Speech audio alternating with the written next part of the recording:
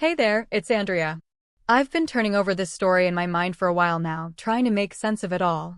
And I think the only way to do that is to share it with you. Picture this. I'm 33, living a life that feels like it's been stitched together with care and quiet moments in a small suburban corner of Ohio. My husband Mark and I have carved out our own little haven in a two-story house that's nothing fancy, but feels like home.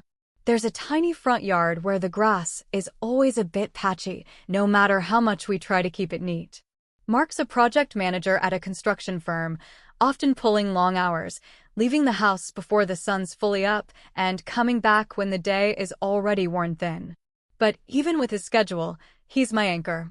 8 years together, 5 of them married, and I still get this warm ache in my chest when I think about him, his steady hands, his quiet laugh, the way he's always got my back no matter what. He's my rock, plain and simple. I work from home as a freelance graphic designer, which sounds more glamorous than it is. Mostly, it's me hunched over my laptop in a cluttered office space upstairs, surrounded by half-empty coffee mugs and stacks of sketch pads. The flexibility is nice, but it also means I spend a lot of time alone, just me and the hum of the house, the distant sound of lawnmowers or kids playing down the street. Our neighborhood is the kind of place where everyone knows everyone, at least enough to wave or stop for a quick chat. 2 houses down, there's Tom, a guy in his late 30s who's always been nothing but kind. He's got a wife and 2 little ones, and he's the type who'll lend you a wrench or help haul something heavy without a second thought. I've lost count of how many times we've leaned over the fence, talking about nothing in particular, weather, yard work, the usual. Our home, though, it's my safe space. The living room has Mark's favorite recliner, this worn-out leather thing that creaks every time he sinks into it after a long day. I tease him about getting a new one, but secretly I love that it's there, a little piece of him, even when he's not. My office is a mess of cables and color swatches, but it's where I lose myself in work, where I feel like I'm building something, even if it's just a logo or a flyer. Outside, the street is quiet most days, just the occasional car rolling by or the mail truck making its rounds. It's a simple life, a good one, the kind you don't think twice about until something shifts, and suddenly you're looking at everything through a cracked lens. What if one small mistake shattered the one thing your partner cherished most? Keep listening, this gets heavier than you think. I can still feel the weight of that one day, the one that changed it all. Mark was at work as usual, leaving me to handle the day on my own. It was a Tuesday mid-morning and the sun was already climbing high, casting a warm glow over the patchy grass in our front yard. I had a list of errands to tackle, grocery shopping to restock the fridge and a package waiting for me at the post office. I'd thrown on a pair of worn jeans and a light sweater, my hair pulled back into a messy bun that was more practical than pretty. I grabbed my keys from the little bowl by the door, slung my bag over my shoulder, and headed out to my old silver Honda Civic parked in the driveway. That car had seen better days, but it was reliable enough, or so I thought. I slid into the driver's seat, turned the ignition, and nothing. Just a weak sputter, like the engine was coughing out its last breath before it died completely. I frowned, twisting the key again, harder this time, as if sheer willpower could make it start. Still nothing. My frustration bubbled up, a tight knot in my chest, as I muttered under my breath about how I didn't have time for this.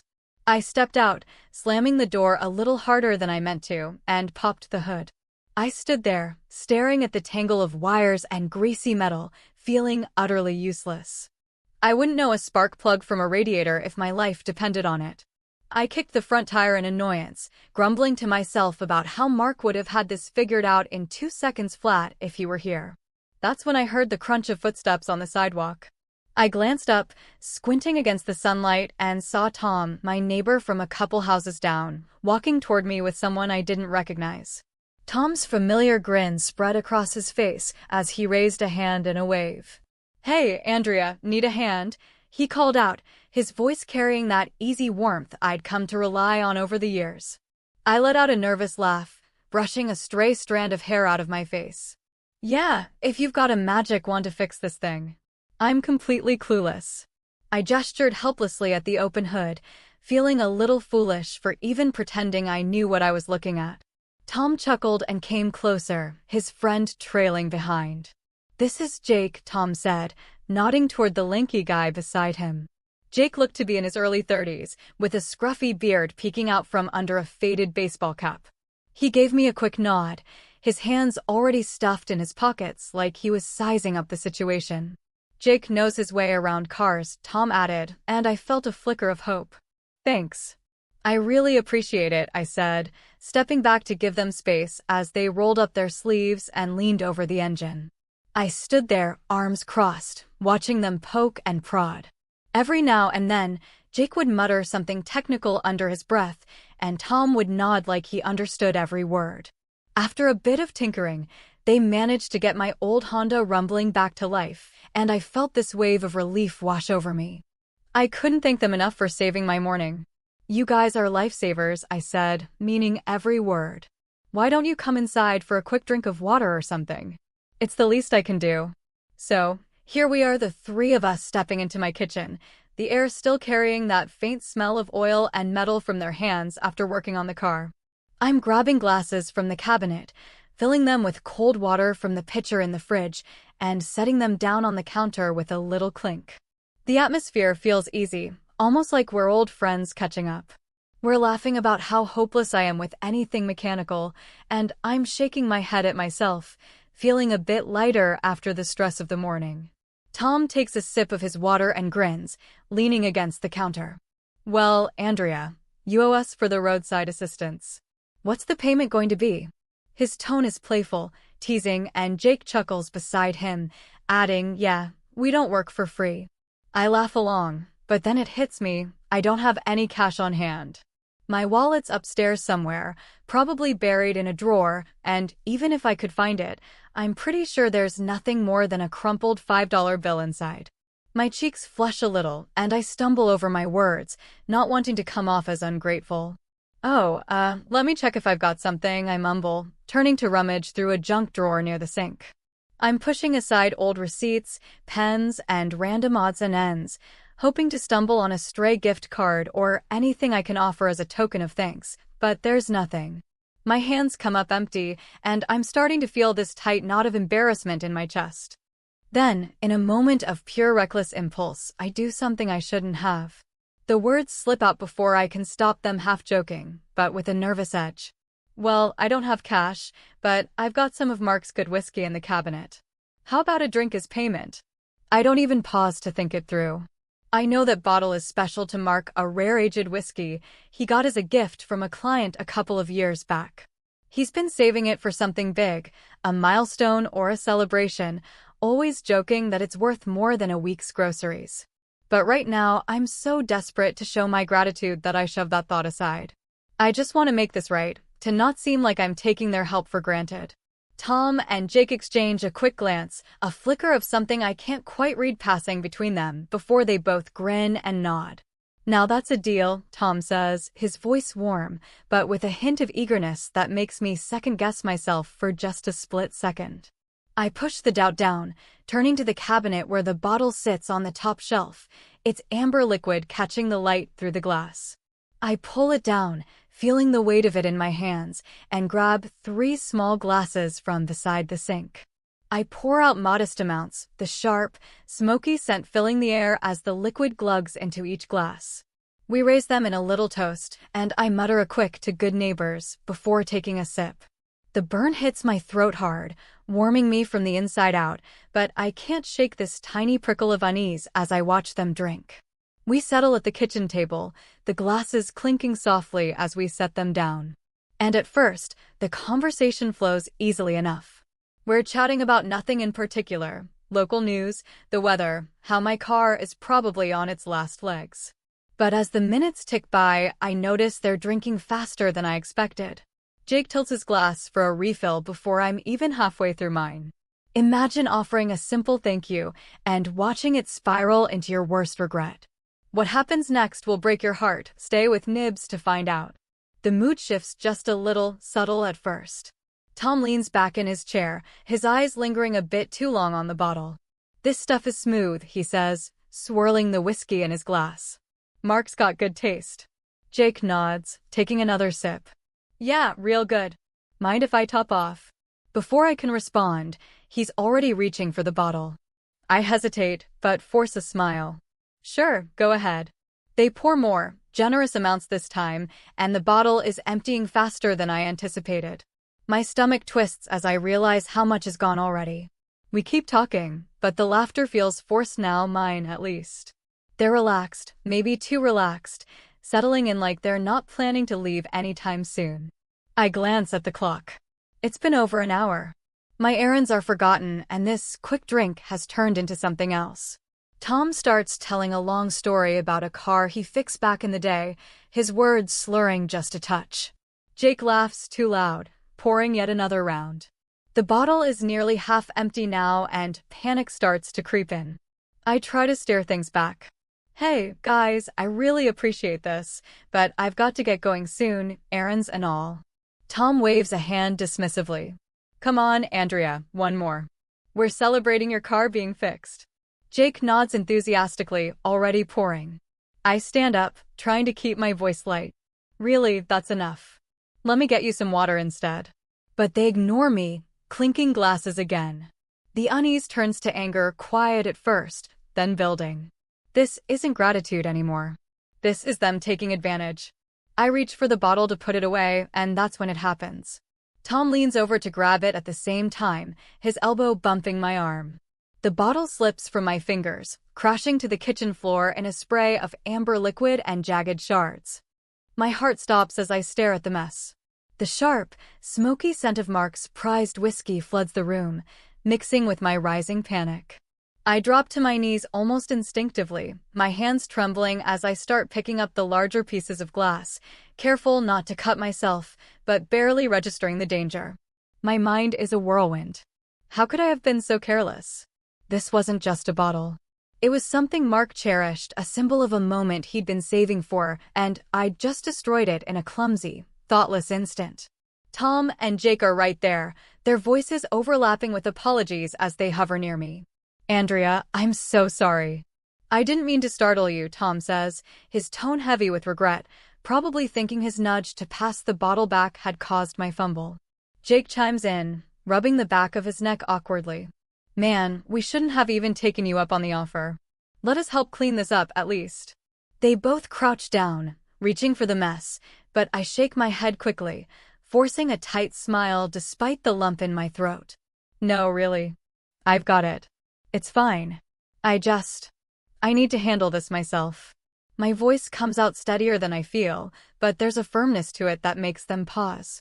I don't want their help right now. I can't handle the weight of their pity on top of my own guilt. They exchange a look, sensing the shift in my mood, and Tom nods slowly. All right, if you're sure, but we feel terrible about this. We'll check in with you later. Jake adds a quiet, yeah, let us know if you need anything. Before they both stand, their footsteps hesitant as they make their way to the door. I mutter a quick thanks without looking up, my focus glued to the broken glass in my hands as I hear the door click shut behind them. The silence that follows is suffocating, broken only by the faint clink of glass as I continue to gather the pieces, dropping them into a plastic bag with shaky fingers. I grab a towel to soak up the spilled whiskey, but no matter how much I wipe, the smell lingers, sharp and accusing, clinging to the air like a ghost of my mistake. I stand up eventually, tossing the soaked towel into the sink, and lean against the counter, my hands gripping the edge so hard my knuckles turn white. My mind is spiraling, replaying every second of the last hour. Why had I even suggested the whiskey? Why hadn't I just laughed off their teasing about payment, promised to owe them one, or offered something, anything else? I could have baked them cookies later or dropped off a 6-pack of soda as a thank you. But no, I had to go for the one thing I knew I shouldn't touch, the one thing that wasn't mine to give. I feel like such an idiot, like I'd betrayed Mark over something so trivial, so avoidable. My chest tightens as I glance at the empty spot in the cabinet where the bottle used to sit, a glaring void that seems to mock me. I check the clock on the wall. Mark won't be home for a few hours yet, but even that small window of time feels like a ticking bomb.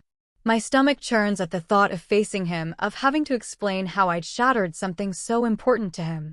I can already picture the disappointment in his eyes, the way his jaw might tighten even if he tries to hide how much it hurts. I pace out of the kitchen and into the living room, my socks scuffing against the hardwood as I try to think of a way out of this mess. Could I hide it? Pretend nothing happened? The idea flickers through my mind, tempting for a fleeting second, but I know deep down that lying to Mark would only make things worse. So I force myself to stop pacing and drag my feet back to the kitchen, where the faint scent of whiskey still hangs in the air like a stubborn shadow. I open the windows wide, hoping the breeze will carry away the evidence of my mistake. But it doesn't help much. The smell clings to everything, a constant reminder of what I'd done. I sit down at the kitchen table, my hands folded tightly in my lap, staring at the empty spot on the counter where the bottle had been just hours ago. My heart feels like it's caught in a vice, squeezing tighter with every passing minute as I wait for Mark to come home. I rehearse what I'll say over and over in my head, but every version sounds pathetic, like a flimsy excuse for something inexcusable. How do you even begin to apologize for breaking something that can't be replaced? The sound of the front door creaking open snaps me out of my spiraling thoughts. My pulse races as I hear the familiar shuffle of Mark's boots on the mat, the soft thud of his work bag hitting the floor. "Hey, Andrea, I'm home," he calls out, his voice carrying that tired but warm tone that usually makes me feel safe. Today, though, it sends a shiver of dread down my spine. I stay rooted to the chair, unable to move as his footsteps grow closer. He appears in the doorway, his broad frame filling the space, his face etched with the exhaustion of a long day. But there's a small smile tugging at his lips, the kind that always makes my heart skip, until his eyes scan the room and land on me. That smile falters, replaced by a flicker of concern. "Everything okay?" he asks, his brow furrowing as he steps closer, sensing the tension that hangs heavy in the air. I try to speak, but my throat feels like it's closing up. My hands fidget in my lap, fingers twisting together as I force myself to meet his gaze. "Mark, I need to tell you something," I stammer, my voice barely above a whisper. My heart is pounding so hard I think he might hear it, each beat a hammer against my ribs.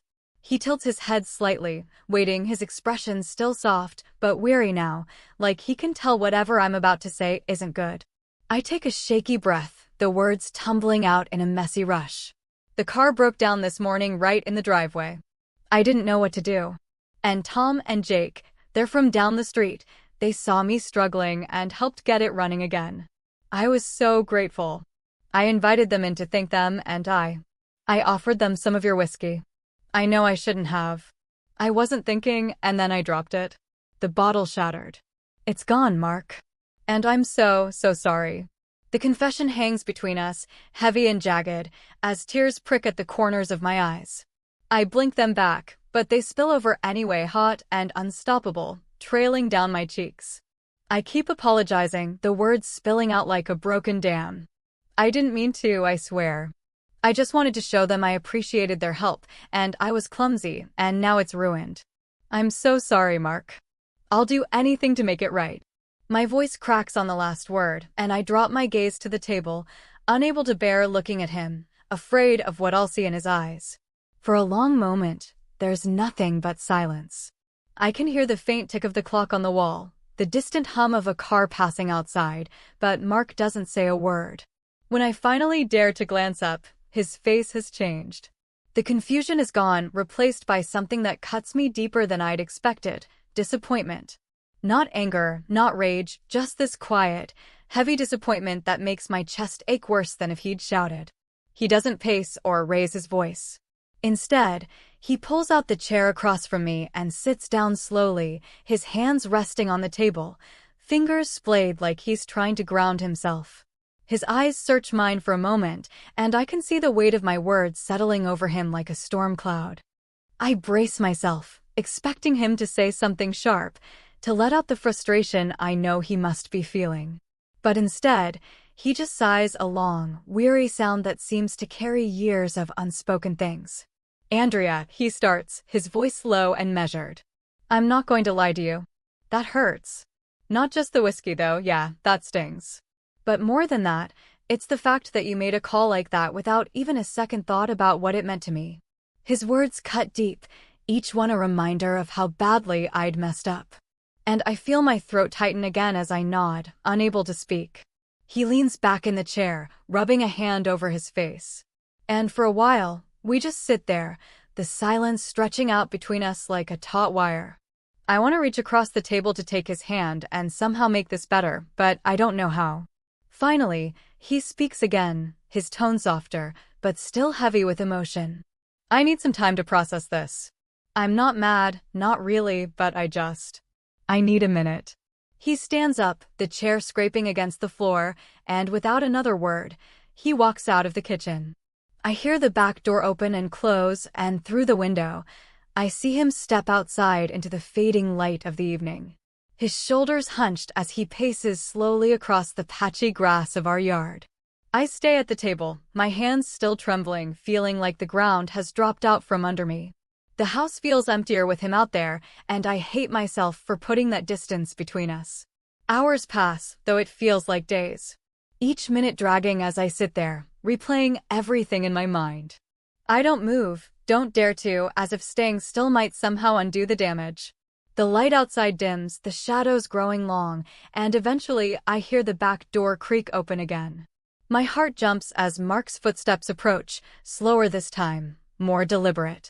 He comes back into the kitchen, his expression softer now, though still carrying that serious edge that tells me this isn't over yet. He pulls out the chair again and sits down across from me, his eyes meeting mine with a kind of quiet intensity that makes my breath catch.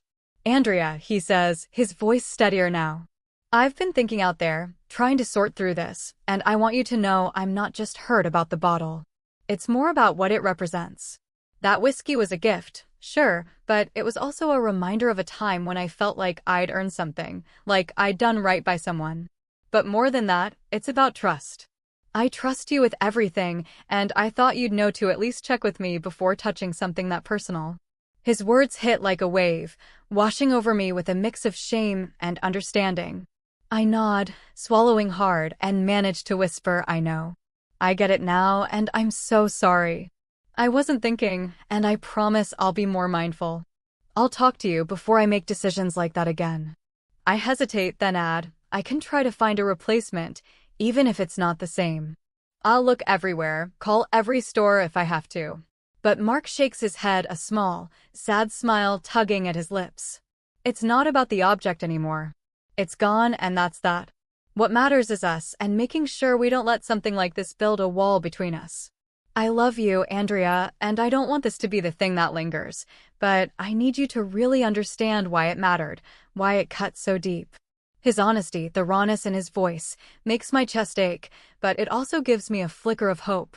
Don't forget to subscribe to Nibs, like, and comment if you enjoyed this.